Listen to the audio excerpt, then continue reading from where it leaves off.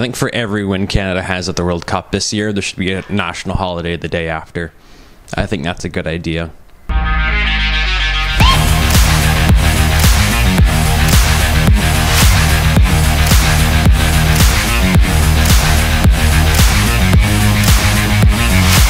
Welcome back to Kings This Week. My name is Jordan Kiss, and it's World Cup fever right now. But how about some Kings fever?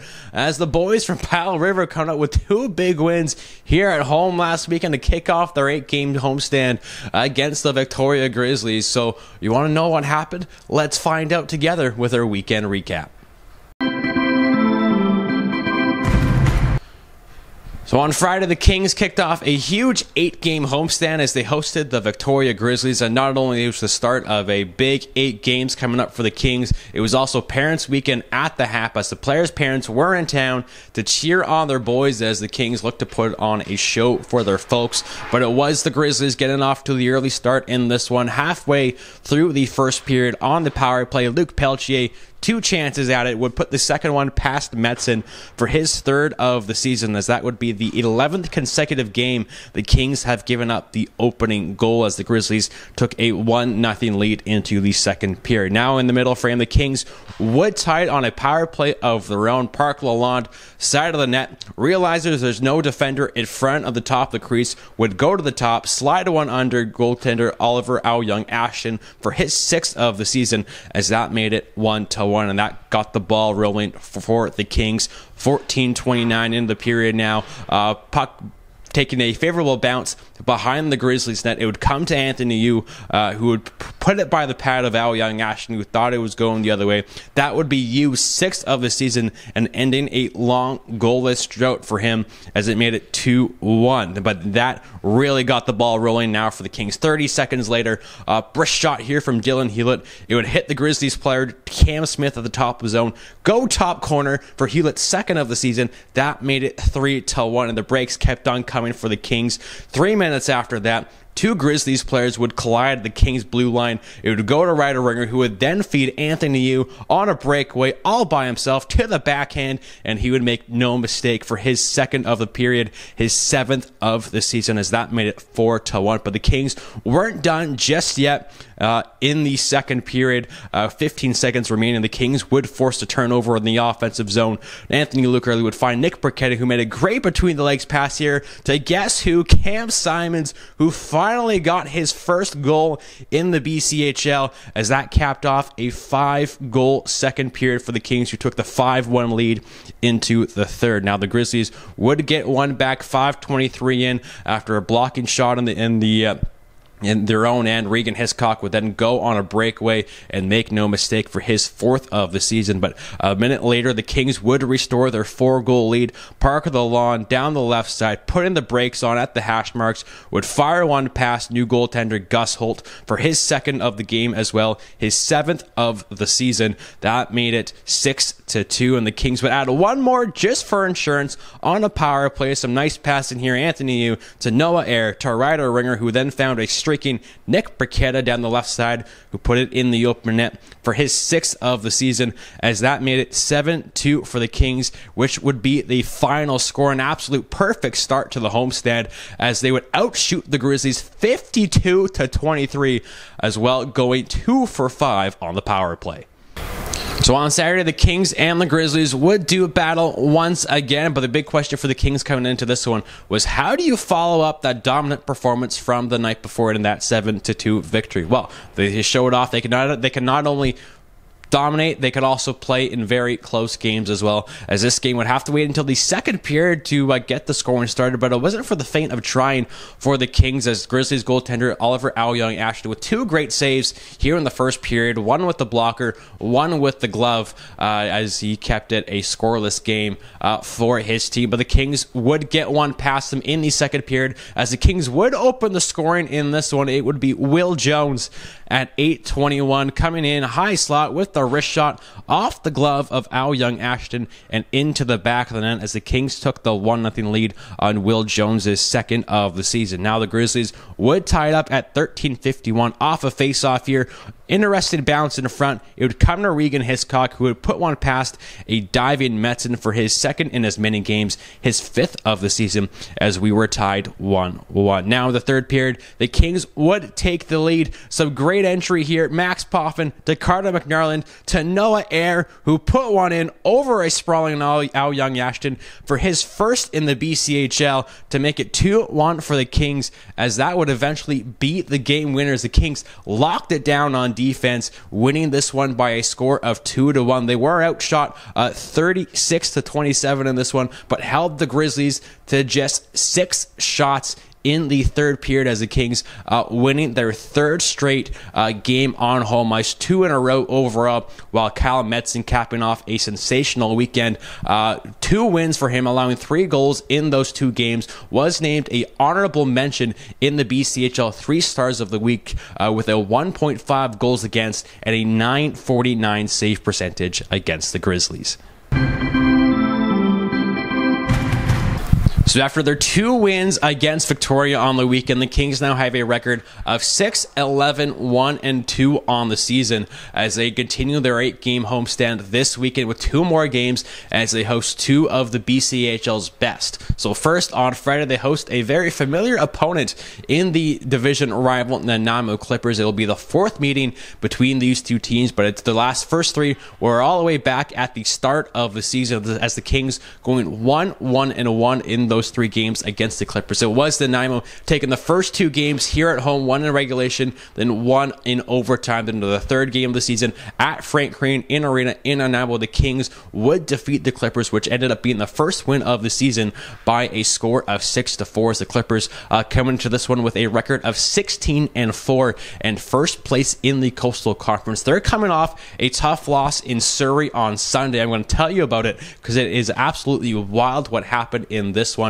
It was the Clippers going into the 3rd period with a 2-1 lead over Surrey, but the Eagles would score 3 goals back to back to take a 4-2 lead. Then later on in the 3rd period, the Clippers would just go on to score 3 goals in 40 seconds. 3 goals in 40 seconds to take a 5-4 lead over Surrey. But the Eagles didn't back down. The Jake Bongo would tie the game to make it 5-5. Then the Eagles would score the eventual game winner with 1 minute and 28 seconds to go to defeat the Clippers 6-5. As the Clippers going to be a little salty coming off that game, as they they love to play the Kings. They love to play here in Hatt Park Arena. They love to beat the Kings, and they're also looking for revenge from the Kings spoiling their home opener way back in September. So that will be a 7 o'clock puck drop on Friday night here at the Hatt. Then on Saturday, the Kings host the BCHL's best, the so far undefeated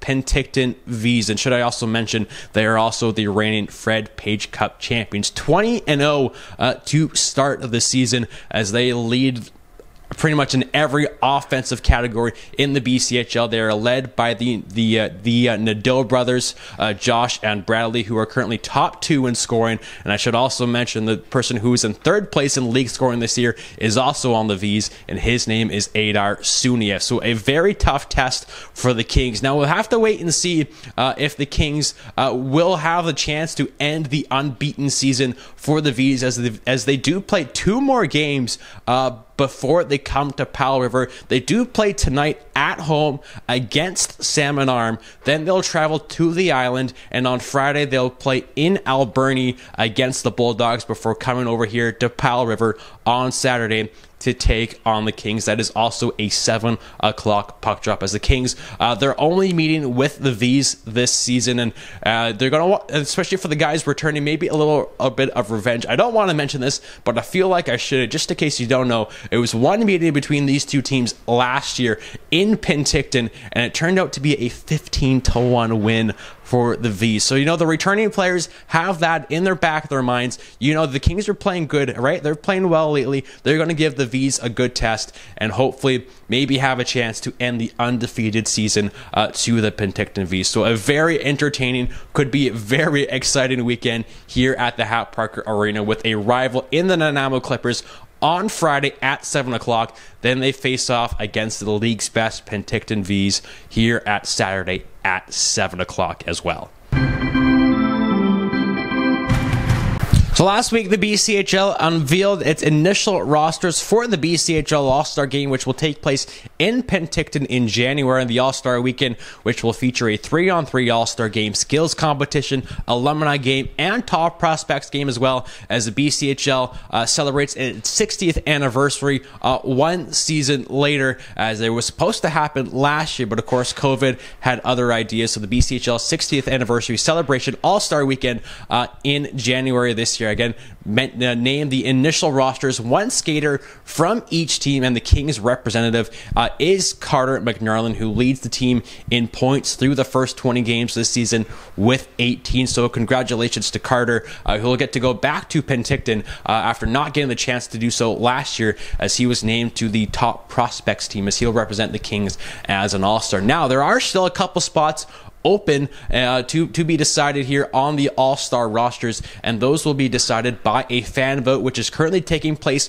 right now. And there's one person for the Kings on that ballot, and his name is Jack Blanchett, who's one of the top scoring defensemen in the BCHL, second in the team in goals with 6, 13 assists, 13 points for him on the season, tied second on the team as well. So be sure to vote for Jack Blanchett to go to the BCHL All-Star Game with Carter McNarland. You can go to www.bchl.ca/fanvote to submit your ballot, and you are allowed to vote more than once. You can vote multiple times a day, today, tomorrow, and Friday, as voting closes at 4 p.m. on Friday. So bchl.ca/fanvote to vote Jack Blanchett into the BCHL All-Star Game. And caught up with Jack Blanchett just yesterday, and it turns out he was doing a little campaigning himself to get him into the BCHL All-Star Game. Jack Blanchett, can I get your vote, please? Nice to meet you. Of course. Come on, awesome. Thank you. I appreciate it. Where are you from? Michigan. Oh, nice. Yeah, my vote. Awesome. What's up? Oh, will you get my vote for the All-Star Game, please? Yeah, thank you. I appreciate it. Yeah, I will. I like your shoes. Can I get your vote, please? Awesome. Can I get your vote, please? Of course. Thank you. I appreciate it. No problem. Hey, Kings fans, I appreciate your vote for the All-Star Game. It'll be an awesome opportunity for myself. Thank you.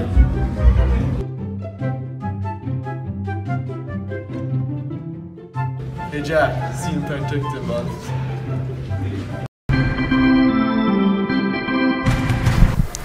So we do have some more roster news here for the Kings. Of course, it was revealed a couple of weeks ago in Salmon Arm that the Kings had reportedly traded Aaron Neal. They were waiting on to finalize the details, and those details became official earlier in the week as the Kings traded Aaron to the Dauphin Kings of the Manitoba Junior Hockey League in exchange for future considerations. Also, another roster move as Brandon Toy is no longer with the Kings, as he and the team have agreed to part ways. Brandon Toy played in 18 games this season, collecting 1 goal and 2 assists, 66 games over his BCHL career with the Kings here, 8 goals and 8 assists, and we wish Brandon Toy all the best going forward. And also, because I forgot to mention this earlier, the Kings are expected to have a big boost to the lineup here on the defensive side, as Sam Schoenfeld is expected to make his return to the lineup here this weekend for the Kings against the Nanaimo and Penticton. The 20-year-old out of Calgary has been out since October 15th with a broken finger. He's going to be a big boost to this blue line, who's really started to come into form over the last couple of days. He's just going to make it better. The 6'5" defenseman has 7 games played so far this year for the Kings, collecting 1 goal and 1 assist. It may still be November, but the holidays are right around the corner, and there's nothing that screams holidays like a good old-fashioned teddy bear toss, as the annual teddy bear toss game is back for another season this year, as it will take place Saturday, December 3rd, as the Kings take on the Cowichan Valley Capitals, as we've partnered with Townsite Brewing and the Powell River Christmas Cheer Committee to put on the event once again. Of course, bring your own stuffed animals. There'll be stuffed animals to purchase at the game. And when the Kings score their first goal of the game, throw them all onto the ice. It is an awesome scene. It is fantastic. Of course, everything will be donated to charity as well. Great game. Even Better Cause annual teddy bear toss game Saturday, December 3rd against the Capitals, and that is a 5 o'clock puck drop, and you can get your tickets for that game right now if you want to. You can come by the Kings office, or you can buy them online at tickets.powellriverkings.com.